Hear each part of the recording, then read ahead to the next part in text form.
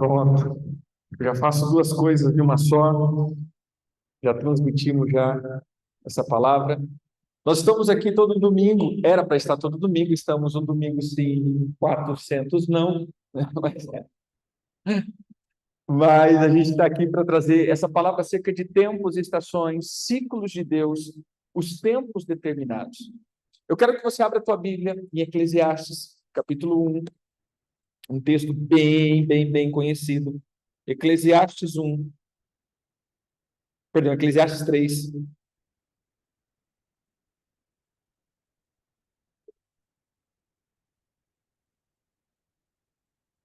Eclesiastes 3, verso 1. Ele diz assim: tudo tem o seu tempo determinado, e há tempo para todos os propósitos debaixo dos céus. Tempo de nascer, tempo de morrer, tempo de plantar, tempo de arrancar o que foi plantado, tempo de matar, tempo de curar, tempo de derribar e tempo de edificar, tempo de chorar, tempo de rir, tempo de prantear, tempo de saltar de alegria, tempo de espalhar pedras e tempo de ajuntar pedras, tempo de abraçar e tempo de afastar-se de abraçar, tempo de buscar e tempo de perder, tempo de ganhar, tempo de deixar fora ou deitar fora, tempo de rasgar e tempo de coser, tempo de estar calado, tempo de falar, tempo de amar, tempo de aborrecer, tempo de guerra, tempo de paz. Amém? Agora vai lá para Salmo 1, Salmo número 1. Salmo 1 diz assim, obrigado. Bem-aventurado o homem que não anda no conselho dos ímpios, não se detém no caminho dos pecadores, não se assenta na roda dos escarnecedores. Antes, o seu prazer está na lei do Senhor, e nessa lei medita dia e noite. Ele será como uma árvore plantada junto às correntes de água, que no devido tempo dá o seu fruto, e cujas folhagens não murcham, e tudo o que ele fizer será bem sucedido. Amém? Esse também é como uma palavra do profeta Jeremias. Jeremias, capítulo 17, pode abrir aí.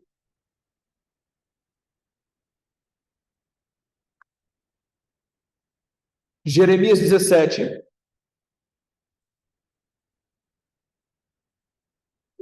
Diz assim: bendito o homem, bendito o homem que confia no Senhor e cuja esperança é o Senhor, porque ele é como árvore plantada junto às correntes, que se estende as suas raízes para o ribeiro, e não receia quando vem o calor, mas as suas folhas ficam verdes, e no ano de sequidão não se perturba, nem deixa de dar frutos. Esse é um texto que contrapõe aquele texto que ele diz: maldito é o homem que confia no outro homem, faz do braço de carne a sua confiança, mas agora ele está dizendo: bendito é o que confia no Senhor e que faz do Senhor o seu braço. E isso, então, faz com que ele seja como uma árvore plantada junto às correntes de água, e que no tempo de calor ele sempre terá fruto nas suas estações certas. Amém? O que nós estamos ensinando nessa temporada é como caminhar nos tempos e nas estações, como entender os tempos e os ciclos de Deus, para que possamos ter uma vida frutífera. Preste atenção aqui, irmãos. Entenda o que eu quero dizer. Quando você olha para um ciclo que o Senhor tem, uma característica do Senhor, nós vamos ver que há o que nós chamamos de salvação, que é uma coisa, e o que nós chamamos de reino, que é outra coisa. Amém?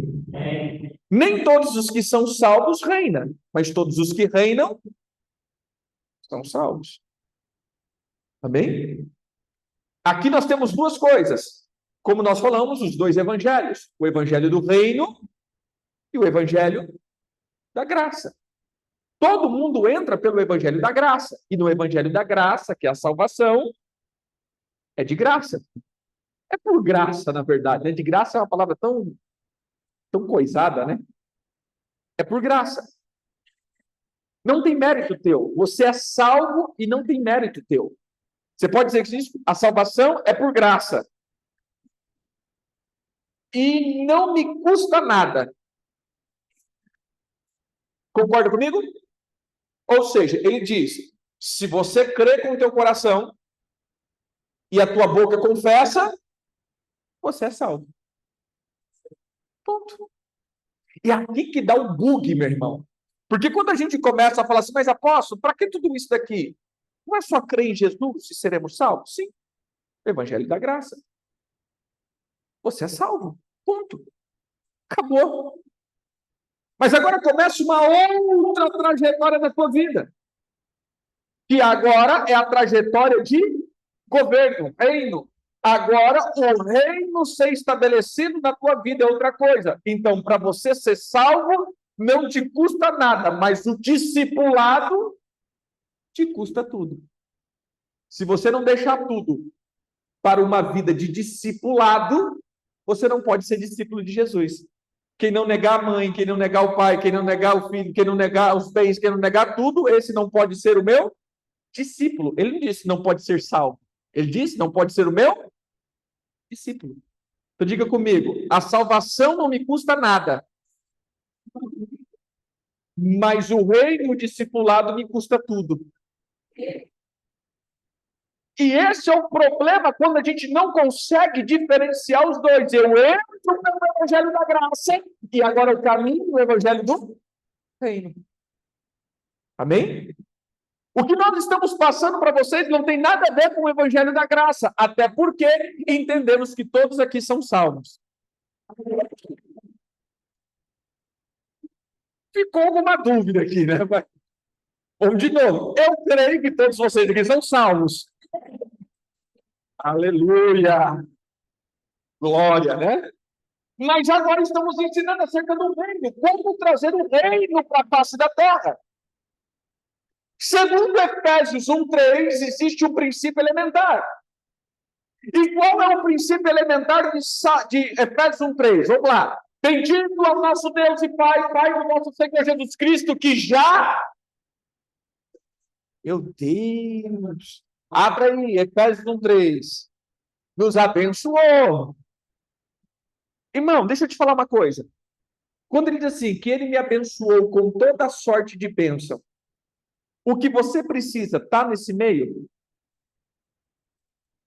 O que é tudo? Defina tudo para mim. Todas as sortes de bênção. O que caracteriza isso? Que tudo que você precisa já está feito. Mas onde está essa daí? Quem abriu aí? Efésios 1:3. Vamos lá. Quem pode ler bem alto? Bendito Deus, Pai do nosso Senhor Jesus Cristo, o qual nos abençoou com todas as espirituais, lugares celestiais em Cristo. Espera aí. Todas as coisas foram feitas, estão prontas, mas eles estão nas regiões celestiais dentro de Jesus Cristo. E é aqui que é o problema. Estou salvo, vou para o céu, mas o fato agora é como pegar aquilo que já existe dentro de Jesus, nas regiões celestiais, e trazer. Porque tudo que eu preciso já está feito, já está concretizado, já está liberado, já está pronto. Eu quero só relembrar as aulas que nós tivemos aqui acerca disso. O que é calendário? Quem lembra? Calendário significa um livro de registros. Lembrando, aonde tem um Deus, tem um calendário. Quem estava aqui nas aulas? Aonde tem um Deus, olha que interessante, porque nós, ocidentais, temos o calendário gregoriano? Porque o calendário gregoriano foi formatado dentro da Igreja Apostólica Romana.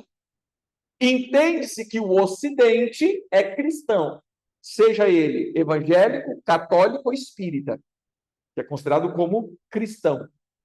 Por isso, segue-se o calendário gregoriano. Agora eu te pergunto, a China é cristã? O regime da China é cristão? Logo, qual é o calendário que está lá? É o calendário gregoriano?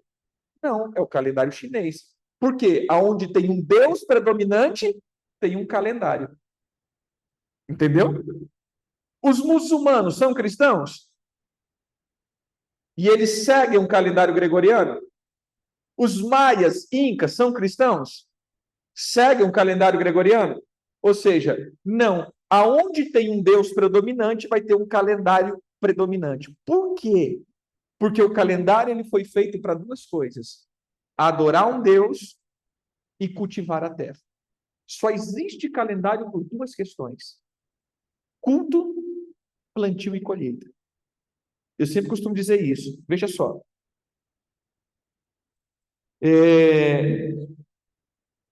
Se você não tivesse conta para pagar,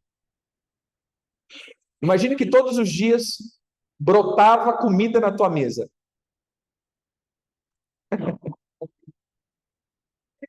Todo dia, comida na tua mesa. E dinheiro na tua conta.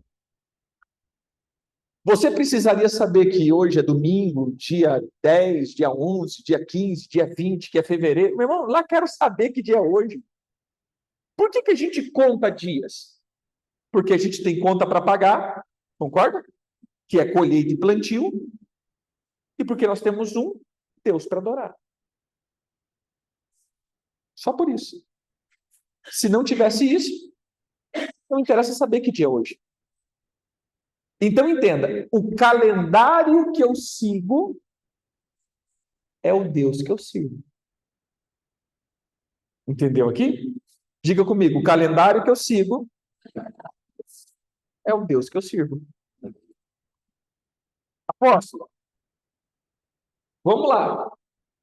Preste atenção nisso. Eu vou pegar uma festa normal de todos os calendários. Existe uma festa normal, que é a festa da ressurreição. É a festa que é saída do inverno, entrada na primavera. Então, todas as culturas celebram essa festa, porque é uma festa dedicada a um Deus que traz ressurreição. Entenderam? Estão aqui comigo? Que festa é essa? Para nós, cristãos? Páscoa. Mas você pensa que a Páscoa é só do cristão? Não. Todas as culturas têm a festa da ressurreição. Todas as culturas têm um Deus que é o Deus que age na ressurreição. É o Deus que age na morte, fazendo com que as pessoas não fiquem paradas na morte. Agora preste atenção aqui. Lembra que eu disse que o Deus que eu sirvo é o calendário que eu sigo, ou o calendário que eu sigo é o Deus que eu sirvo? Olha só as memórias que nós vamos criando. A primeira coisa que Deus fez, quando ele deixou a ordem explícita para o povo começar a nação, ou seja, sai da terra do Egito, vai para o deserto que eu vou te dar uma terra. Qual foi a primeira coisa que Deus falou para o povo? Quem lembra? Êxodo capítulo 12. A última praga. Nessa praga, o povo sairia do Egito. Concorda comigo? Quem já leu Êxodo? Última praga. Qual que era a última praga? Morte dos primogênitos. Deus estava dizendo, agora vocês vão sair. Qual foi a primeira coisa que Deus deu para o povo? Leia aí. Êxodo 12, verso 1. Bem alto, irmãos. 1 e 2.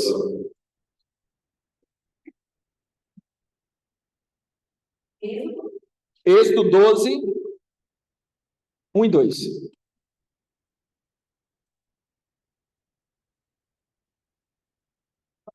Pode ler bem alto. Então o Senhor disse a Moisés e a Arão no Egito: de agora em diante, este mês será para você o primeiro. Veja só, qual foi a primeira coisa que Deus deu para o povo? Um calendário. Então diga comigo, todo Deus que visita um povo determina o tempo deles. É nítido. É a primeira coisa que uma entidade faz. Por quê? Porque é no calendário que determina as memórias perpétuas desse Deus. As suas festas. Eu estou tentando fazer vocês entenderem que quando nós falamos das festas bíblicas, não são dos judeus, é do Senhor. E quando nós caminhamos, nós trazemos memórias. E evangelizamos os nossos filhos e a nossa casa. E eu vou te mostrar por A mais B dentro disso. Primeira festa, Páscoa. Olha aí, verso 3. O que ele diz?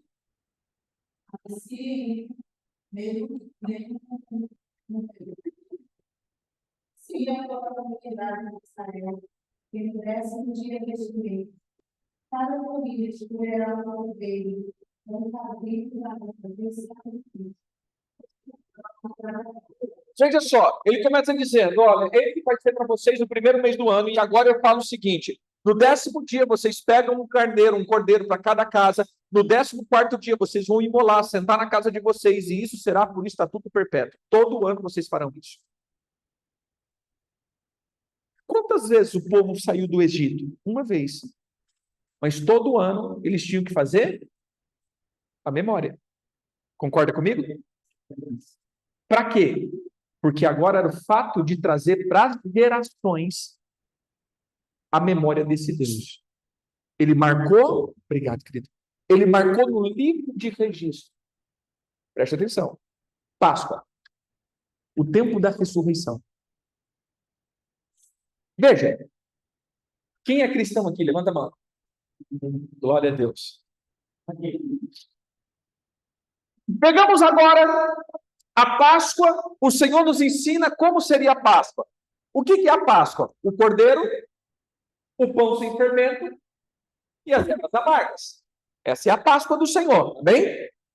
Quem já leu aqui Números, quem já leu Deuteronômio, quem já leu Êxodo, alguém já leu?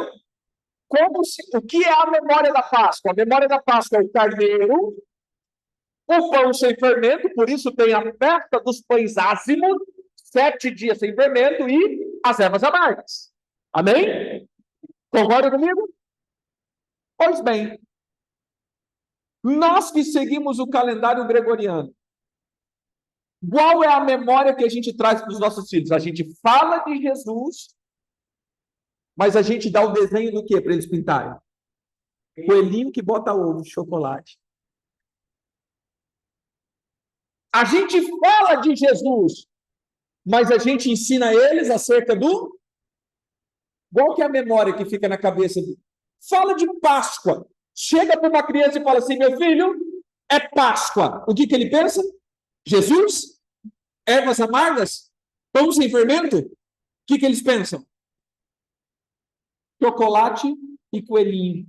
Espera aí, meu irmão. Por quê? Porque isso é o que é registrado no calendário gregoriano. Cada Deus que visita o seu povo deixa registros no tempo para que o povo possa lembrar dos seus deuses. Quem é o coelhinho com o ovo? Ostera, a deusa da primavera e da ressurreição. Depois você procura internet, dá o Google, deusa Ostera, você vai ver aquela mulher cheia de coroas e roupa de flores, Por quê? Porque é a deusa da primavera. E ela está ligada ao coelho, porque o coelho é o símbolo da fertilidade, e o ovo que é o símbolo da vida. A gente fala de Jesus, mas traz a memória de quem? Ostera, que é uma deusa romana, do calendário romano. Outra festa bem conhecida, nascimento de Jesus. A Bíblia nos fala tabernáculo. Ele tabernaculou entre nós. E o Senhor diga, vamos lá, irmãos, a gente vai falar agora do nascimento de Jesus. Nós entramos então no quê? Natal. Natal é o dia que a gente reúne a família, o dia que a gente faz tudo, o dia que a gente... Aí o Natal onde todo mundo prende, aquela coisa toda, nunca igual dessa casa, né? Nunca vi um vizinho assim, mas beleza. Veja só, o Natal é o tempo onde celebramos tudo isso. Amém? Mas você quer mais família do que o Senhor nos ordena na festa de tabernáculos? 7 dias, sai do teu quarto, vai para as cabanas, você e tua casa, se alegra, você, tua casa, os teus servos, tuas servas, o levita, teus filhos, tuas filhas. Meu irmão, imagine se esse não é o dia da família. Uma semana, você sai do conforto da tua casa e vai montar uma barraquinha lá no terreno da tua casa e dormir, todo mundo junto, desliga a televisão, desliga a internet, desliga tudo e vai dormir junto. Você quer mais do que reunião de família, do que tabernáculos? 2, a gente fala do nascimento de Jesus, mas qual é o símbolo que a gente ensina para os nossos filhos? Papai Noel, árvore, brinquedo. Cadê Jesus? Você entende que mesmo que mencionamos, nós ensinamos um outro símbolo para os nossos filhos? Porque o calendário que eu sigo é o Deus que eu sirvo. Eu posso até falar de Jesus, mas o símbolo desse calendário me remete aos deuses romanos e não ao Senhor dos Exércitos. Amém?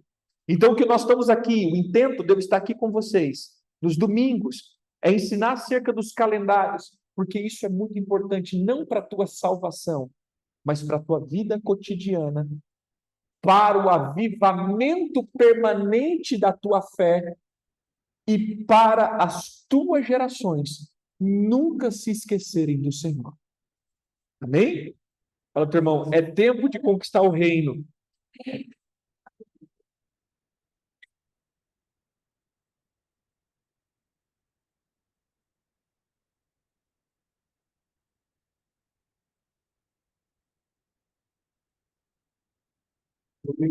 Tá ruim aí? É que eu tô aqui.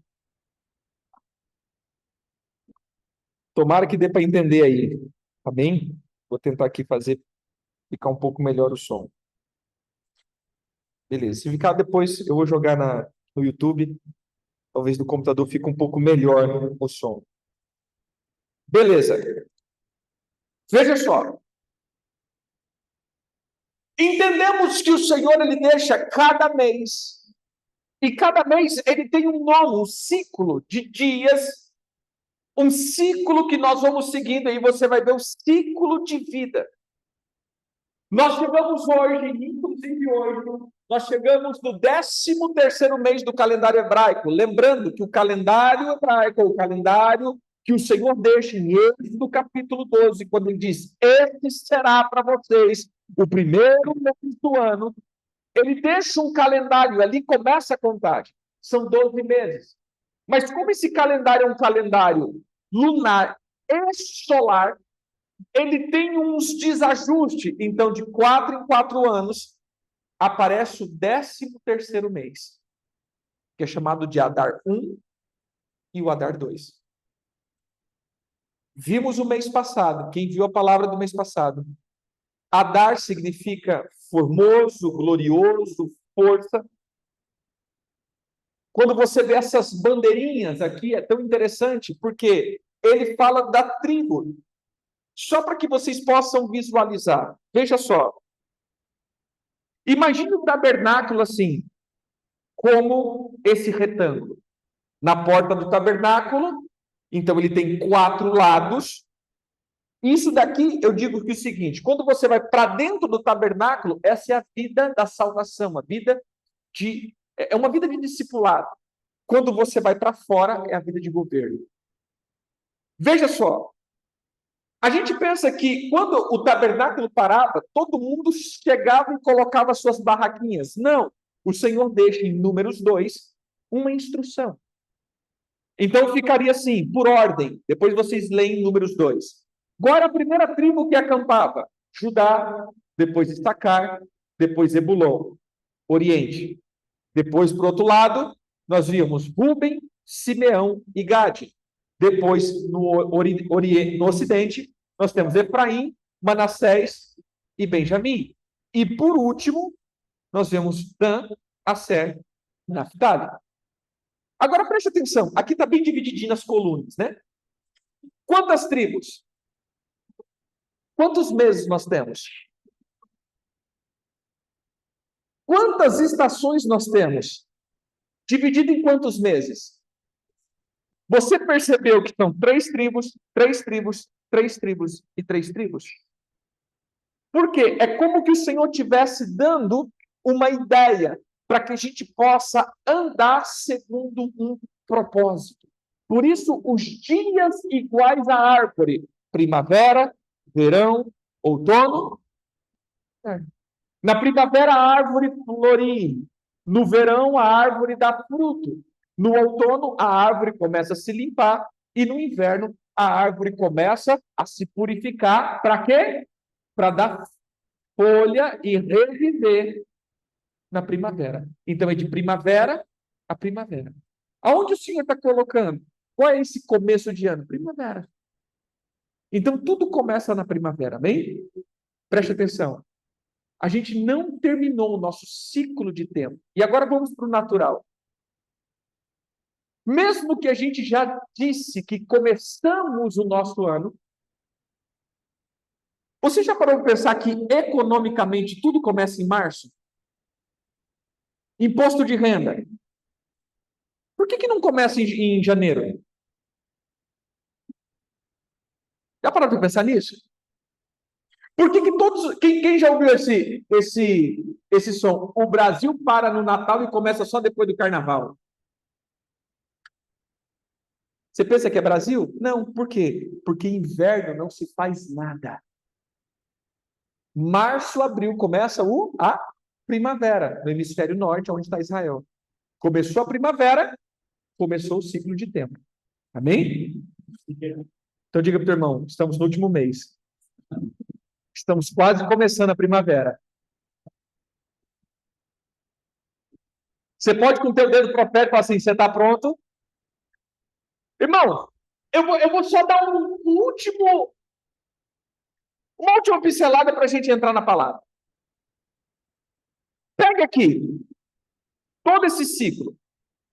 Primavera, se a gente pegar em Crônicas, diz assim, e na primavera, quando os reis saíam para a guerra, então primavera é tempo de guerra. Os 4 animais de Apocalipse. O primeiro tinha rosto de quê?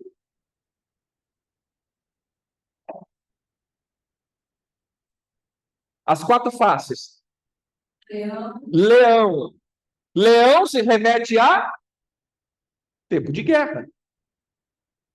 Eu falo para o irmão, na primavera, o Senhor te dá uma unção de leão para poder conquistar. Por isso os reis saíam da onde? Nas primaveras para fazer guerra. Verão. Verão é o quê? Qual é a segunda face? Quem já leu esse Apocalipse? Do boi. Por que do boi? Se a gente está dizendo que a segunda estação é do verão, e o verão é o tempo de trazer frutos, para trazer frutos eu preciso de força. O boi representa força. Quem puxa a carga? Boi. O Senhor me dará força como um boi selvagem. Amém? Outono é o tempo de começar a descansar. É o tempo onde as folhas começam a sair. É o tempo onde eu já produzi o que eu tinha que produzir. Qual que é a terceira face? Do homem. É tempo de viver. É tempo de descanso.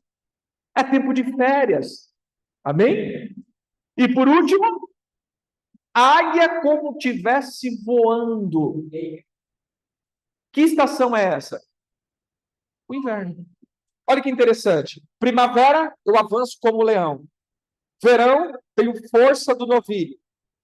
Outono, eu descanso na natureza humana. Mas no inverno, eu subo como? Por que eu tenho que subir como águia? Porque no inverno é o tempo que o Senhor me dá as estratégias, as armas, renova a minha força, me dá a visão que eu preciso para quando chegar na primavera, eu já esteja pronto para avançar. Qual que é o problema aqui? Aonde é o inverno? De janeiro a março. Então, de janeiro a março é o tempo de fazer jejum, é o tempo de orar, é o tempo de buscar essa nova visão. Mas de janeiro a março a gente está fazendo o quê? Férias, comendo mais do que tudo, distraído. Aí, quando chega na primavera, vem de receber a unção do leão, eu recebo a unção da galinha da Angola, né? Tô fraco. Oh, meu Deus, tô fraco. Vocês entenderam aqui? Então, entenda aqui. Estamos no último mês. E eu pego a palavra de Naphtali. O que é Naphtali? Ou Naphtali? Quem lembra? Do última tribo. Quem pode abrir aí a Bíblia?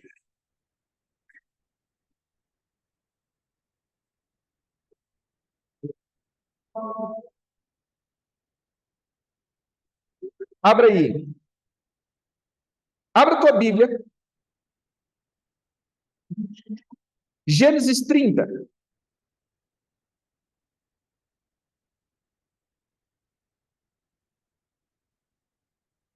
Adar, a gente sabe que é força. Glorioso. Mas agora Naphtali é o quê? Olha o que ele diz. Verso 8. Disse Raquel, com grandes lutas tenho competido com a minha irmã. Logrei prevalecer. Chamou, pois, Naphtali. Lembre, cada nome está na circunstância. Então, qual que é a circunstância do nascimento de Naphtali? Luta. Luta contra quem? Com quem que ela estava lutando? Com a própria irmã. Então, diga para o irmão, cuidado com as lutas entre irmãos. Você já reparou que agora está todo mundo lutando? Mas lutando dentro de casa, lutando contra o marido, lutando contra a esposa, lutando contra os filhos, lutando contra a igreja, lutando... porque está todo mundo, tirando nós, é claro, mas os ânimos estão tão... E está todo mundo meio sem nenhum tipo de... Por quê? Porque esse é o tempo onde começam as lutas. Mas o que o Senhor diz acerca de Naphtali? Abra aí. Gênesis 49, verso 21. Naphtali é uma gazela solta. Ele profere palavras formosas. Então, em vez de você estar lutando por causa da inveja, por causa das feridas, por causa das coisas que você acha que não está dando certo, você tem que liberar palavras proféticas.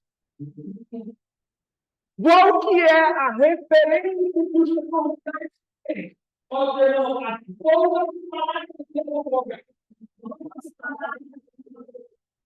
É um mês que o Senhor não é só um mês, mas é como que tivesse potencializado isso. Esse mês, querido, todo mundo está afiado na palavra. Mas o lado oposto também funciona. Está todo mundo com o ouvido intolerante. Você parou para perceber que esse mês está todo mundo mais intolerante? Qualquer coisa que fala, a resposta já está na ponta da língua. Quem já viu o vizinho fazendo isso?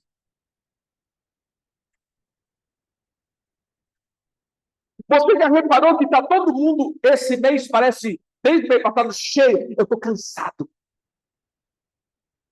Eu estou cansado de ouvir isso. Eu estou cansado desse negócio. Eu estou cansado disso aqui. E aí a pessoa fala assim, porque você... Quem já viu isso num filme? Observa, querido, que é uma temporada onde as nossas emoções estão totalmente abaladas. Por quê? Porque estamos dizendo de uma temporada de águas. É para nós estarmos voando e não nadando nas águas. E eu vou falar um pouco sobre isso. Essa palavra para esse tempo é isso. Esse tempo é um tempo onde eu tenho que declarar proféticas, palavras de vida, palavras de vitória, mas todo dia a gente já acorda, meu irmão, falando que não deve, com os ânimos a mil, porque não entendemos que tudo que sai da minha boca é uma profecia. Tudo que eu falo é uma palavra profética, porque tudo que sai da minha boca eu prestarei conta. Então, chacoalha o teu irmão e diz assim: cuidado, boquinha, com o que fala. Amém? Amém. Pois bem,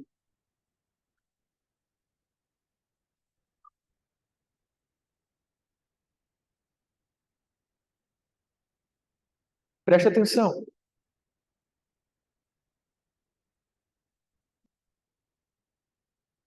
Eu só posso profetizar a partir de uma visão. Abra a tua Bíblia em Ezequiel 37.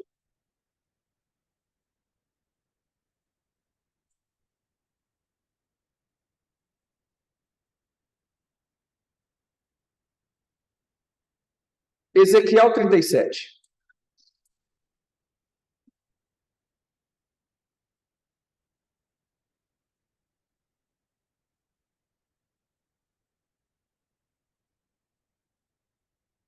Veio a minha mão do Senhor e ele me levou pelo Espírito do Senhor e me deixou no meio de um vale que estava cheio de ossos.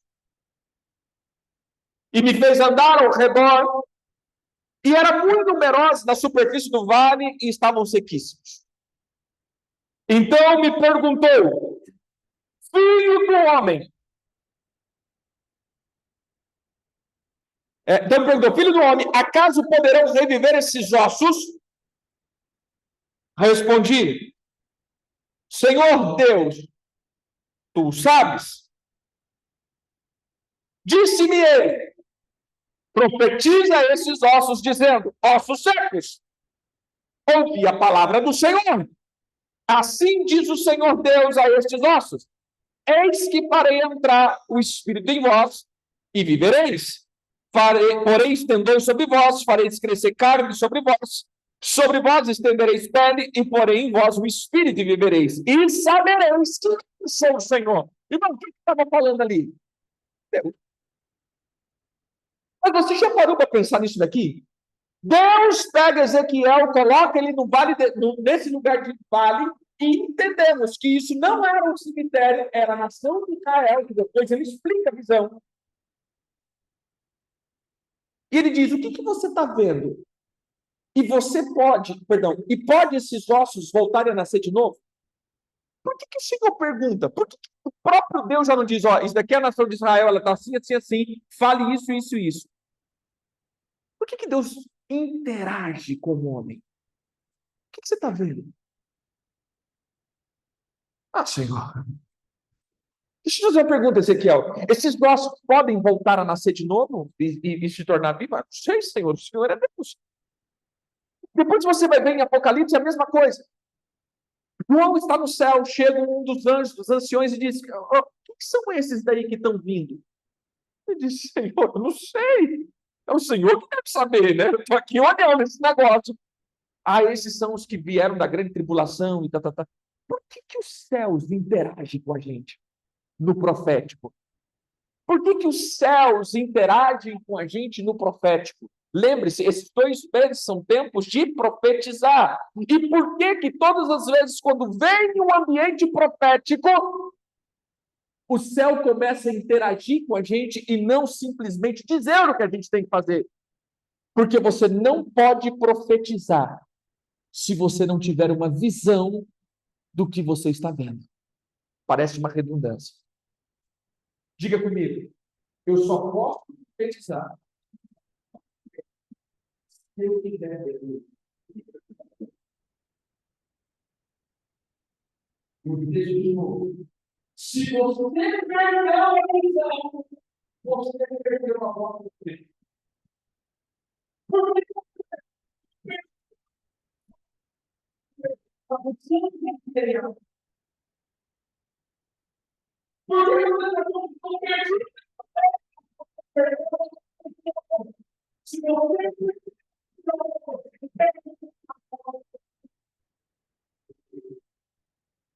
entendeu? Eu vou dizer assim, sempre perdeu a visão. Eu perco a voz profética. Vou dar um exemplo. Se a gente fala que tem um profeta, o profeta fulano de tal, profeta ciclano de tal, profeta, você vai ver que é dos Estados Unidos, da Europa. Quem aqui está vendo profetas e profecias da Venezuela? Cadê os profetas de Cuba? Cadê os profetas da China? Aonde tem muita luta, aonde tem muitas perseguições, muitas vezes a voz profética se cala. Por isso, todas as vezes, querido, que o diabo quer acabar com a tua visão profética, te dá luta. Se for a luta, você para de olhar para Deus e começa a olhar para os teus problemas. Aí, se você perdeu a visão, você perdeu a voz profética.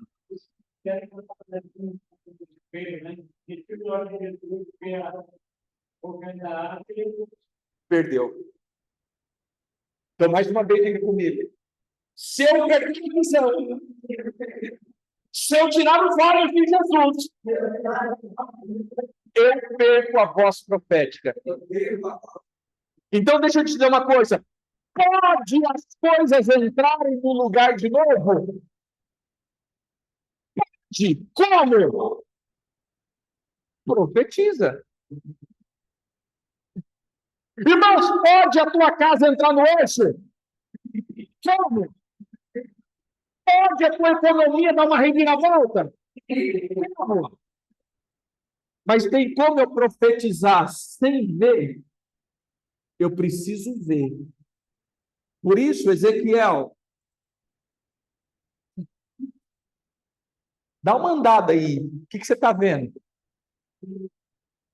Pode esses ossos voltar de novo? Por que eu estou dizendo isso, meu irmão? Porque o problema do profético é que nós vamos criando estigmas.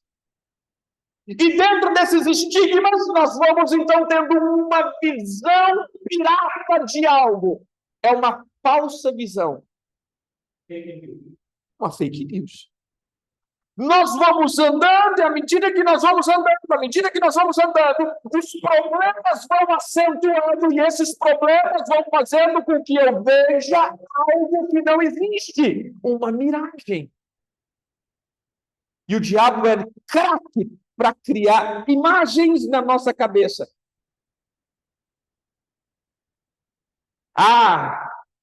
Comece a observar aqui. Eu sempre gosto de começar para dentro de casas e depois eu vou ampliando. Irmão, qual que é a visão que muitas vezes você carrega do teu marido ou da tua esposa? Esse não tem mais jeito. Essa casa não tem mais conserto. Ah, essa pessoa é assim. Eu crio uma imagem. E depois dessa imagem eu começo a fazer o quê? Soltar palavras, profetizar. Não tem mais jeito. Não aguento mais. Não tem mais cura. Não tem mais conserto. É assim mesmo. Isso não muda. Olha a minha profecia. Deixa eu te falar uma coisa, irmãos. Qual a diferença do teu marido ou da tua esposa, do teu cônjuge, do dia que você casou e agora? Nenhuma. Só os teus olhos. Só os teus olhos. Observa, quando você casou com essa pessoa, ela era a mesma pessoa, chata, intolerante, bruto. Ah, não é? A mesma pessoa. Mas por que você não viu tudo isso? Que estava apaixonado. É.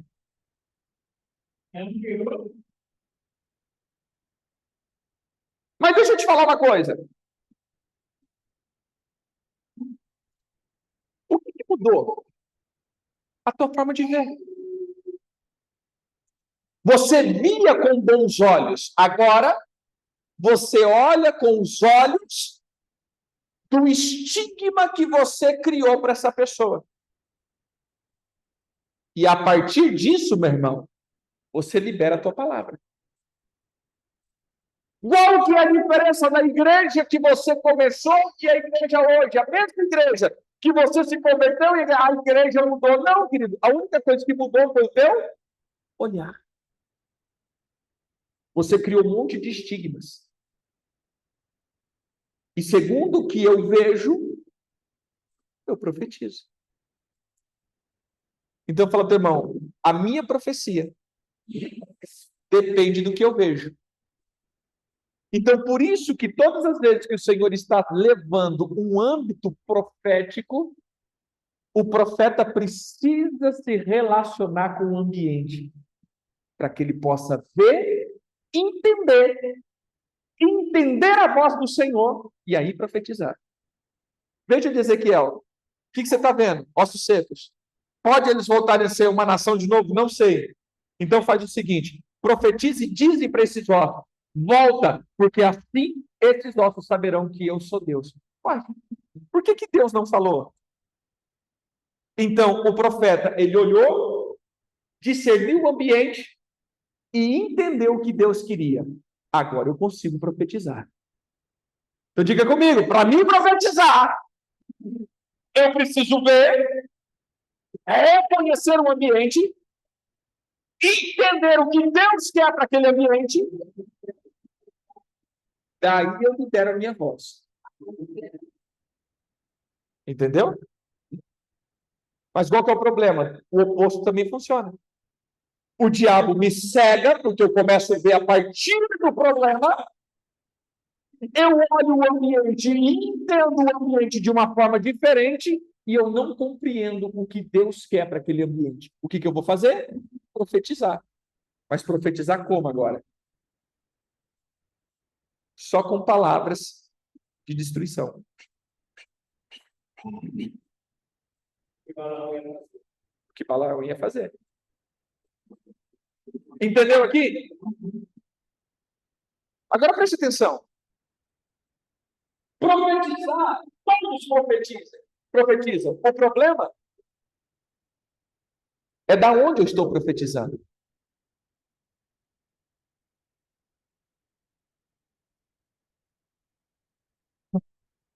Qual é o ambiente que a minha alma está para profetizar?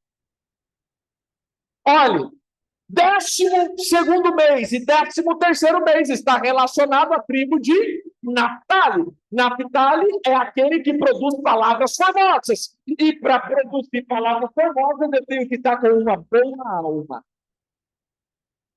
Amém? Você já reparou algo?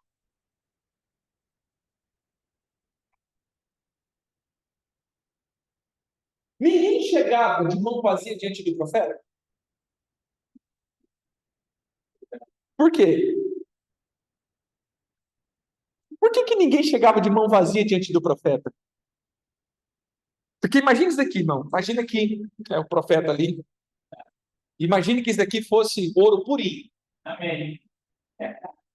Tá ligado? Eu chego no profeta esse cara vai confessar isso.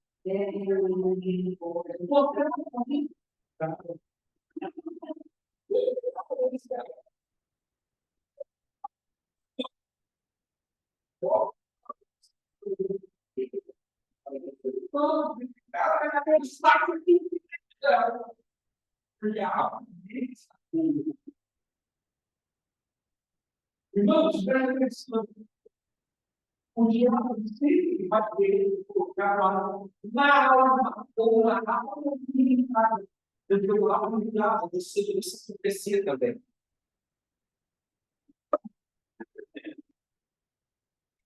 De repente você começa e chega um momento, por exemplo, chega um momento chave dos teus filhos, ou alguma coisa. Aí, de repente, aquele dia ou aquela semana inteirinha, meu irmão, tudo está irritando, tudo está irritando. Aí chega o teu filho, que era o momento de você lançar uma bênção, de fazer, profetizou a tua casa, o teu ministério, da igreja, ou seja, toda a beleza. Que o Senhor vai ajudar. Nós vamos começar a falar com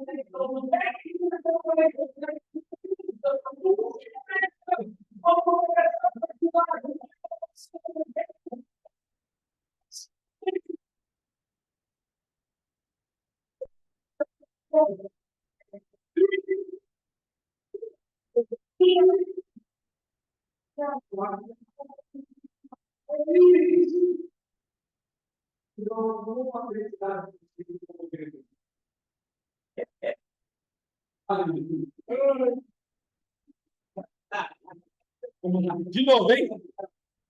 Nós vamos começar no momento.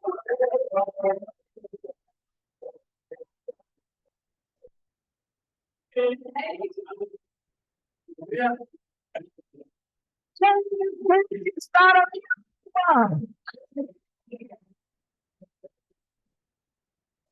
Mas o que é natural?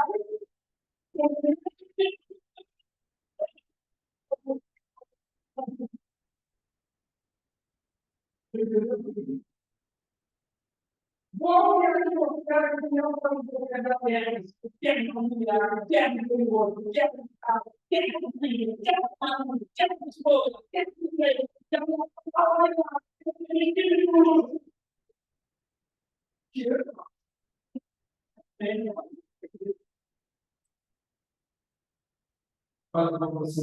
uau! É tempo de profetizar.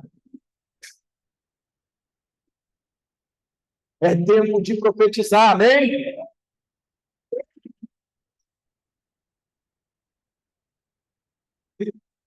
Pois bem, o ambiente que eu estou, a profecia de Deus.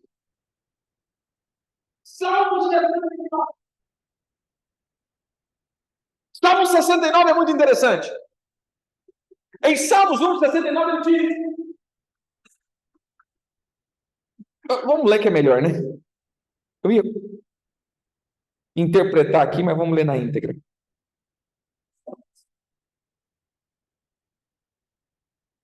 Salva-me, ó Deus, porque as águas me cobrem até a alma. Cobre até a alma.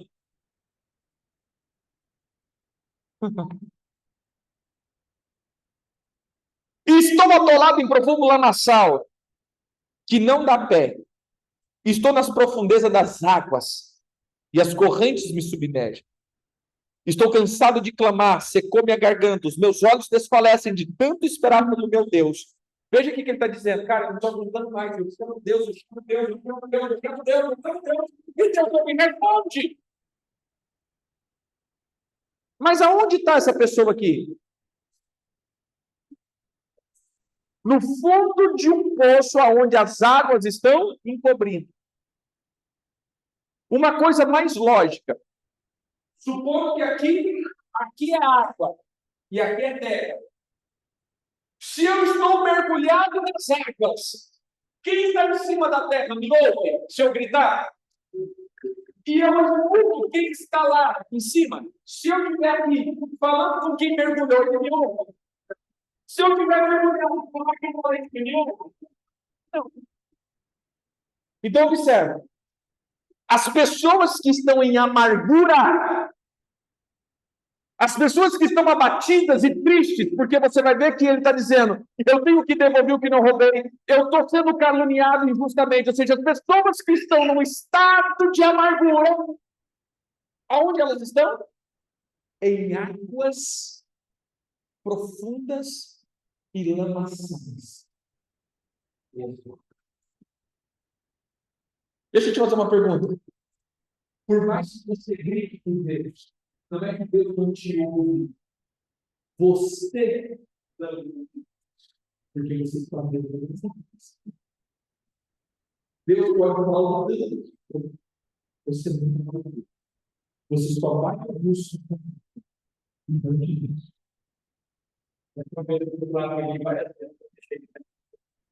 Olha o que interessante aqui. Se você está numa piscina e um negocinho bater no fundo da piscina, você escuta. Mas você não escuta nada do que está em cima da piscina. Porque quem está nas águas só escuta as águas. Você já viu quem está amargo? Sabe aquela pessoa que está aborrecida? Acho que vocês nunca viram isso na vida. Pessoa que está aborrecida, chateada. Qualquer conversa que sair, ela escuta. Você ficou sabendo?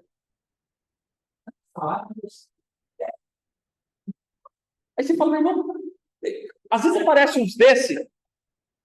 Você ficou sabendo? Que estão falando isso. Você ficou sabendo? Eu falei, irmão, como que você consegue saber de tudo isso? Porque eu não ouço nada disso. Aí você vai ver, são pessoas que sempre estão em águas de amargura. Todo som que sair, ele escuta. Som ruim. Mas ele não consegue ouvir nenhum som que vem do alto.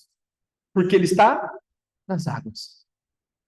Eu falo para o irmão, se você estiver nas águas, você profetiza a morte. Mas se você estiver no alto, você profetiza a vida. Esse é o tempo de... Esse é o tempo de aqui, eu não acredito. Por isso que eu vou dar um filho.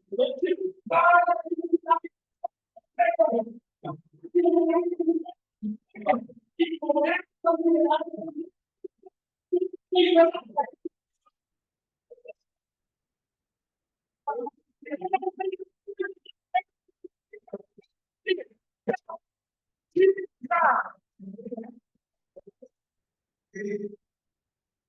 Tira os estigmas que você colocou.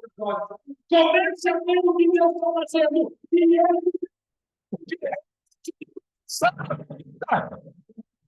eu quero profetizar em nome de Jesus que aquilo que foi contido, aquilo que foi quebrado, aquilo que foi quebrado, o Senhor vai resistir.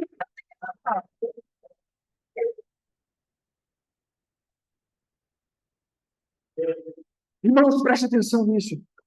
Uma palavra profética bota em ordem todas as coisas. O mundo em Gênesis 1 estava em desordem, havia trevas. E o Senhor disse, haja luz. A palavra profética coloca em ordem o caos. Mas uma palavra de destruição desorganiza aquilo que estava organizado. Por isso que em Jó, capítulo 5, se não for memória, o Senhor diz assim, de 10 coisas o Senhor te livrará, e da 7ª não te deixará ser consumido, mais ou menos assim. E ele vai falando. E sabe qual que é uma delas? Os açoites da língua. Nos açoites da língua, você estará abrigado. Sabe o que acontece? Quando o diabo quer destruir muitas coisas, ele começa a levantar pessoas falando acerca de algo. E essas pessoas começam a falar malditamente, falar profanamente e começa a liberar palavras, porque aquilo vai virando um estigma na vida da pessoa. 5,19, né? Jó 5,19, esse texto. Amém? Fala comigo, eu tenho que profetizar.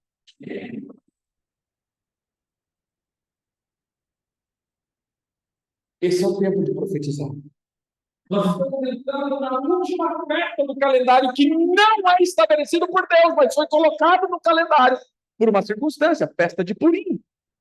Dia 23 de março, festa de Purim. E qual foi a festa de Purim? Festa dos decretos. Decreto do rei da liberdade para destruir todos os judeus. Mas depois o decreto do rei que dá, então, a condição de defesa. Veja, as lutas não vão parar. Quando o rei dá o rei não tira o decreto de luta. Quando Amã, ele perde a cabeça dos judeus.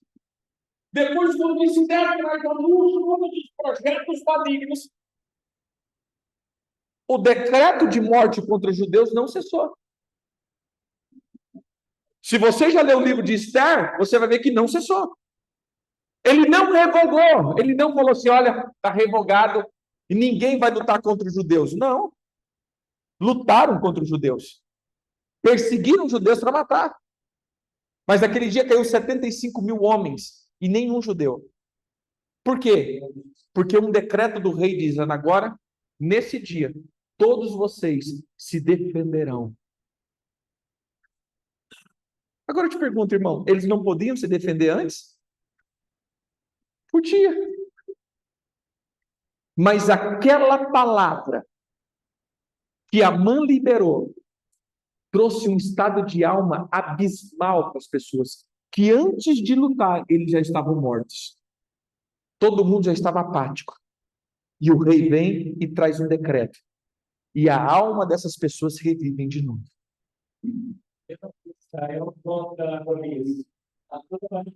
Palavra. Então veja, que o Senhor libere uma boa palavra sobre a tua vida. Que o teu ânimo volte de novo, irmão. Você tem condição de avançar. O Senhor tem uma palavra para você. Recupere ânimo. Saia dos abismos. E tudo dará certo. Amém? Você pode ficar em pé?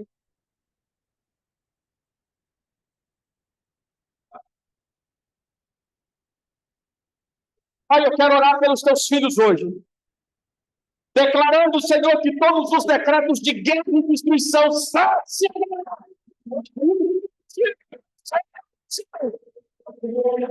que haja vitória. Graças a Deus.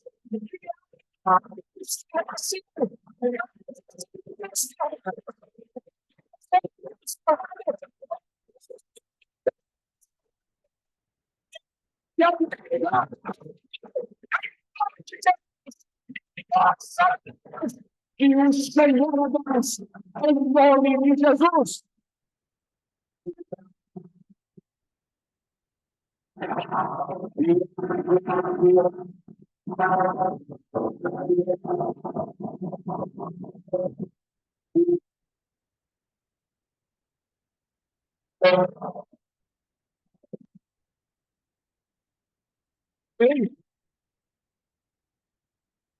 Saia daqui profetizando, irmãos.